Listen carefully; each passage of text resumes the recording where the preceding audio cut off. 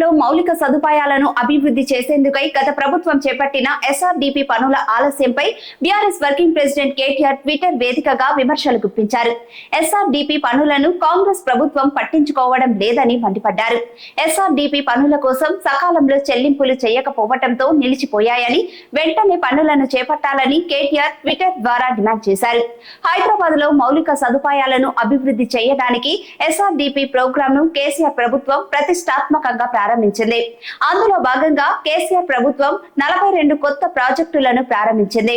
36 ప్రాజెక్టులను విజయవంతంగా పూర్తి చేసింది.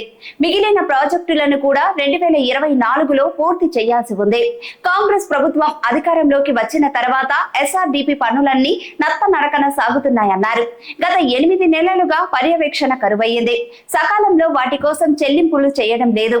ఆ పనులను కొనసాగించాలని, ఎస్ఆర్డీపీ 3వ దశ పనులు ప్రారంభించాలని ప్రభుత్వాన్ని డిమాండ్ చేస్తున్నామన్నారు. ఈ జాబితాలో మూసీతో పాటు ఎక్స్ప్రెస్ వే, కేబీఆర్ పార్క్ కింద టన్నెల్స్, ఫ్లైఓవర్లు, అండర్ పాస్లు ఉన్నాయి అంటూ కేటీఆర్ ట్వీట్ చేశారు.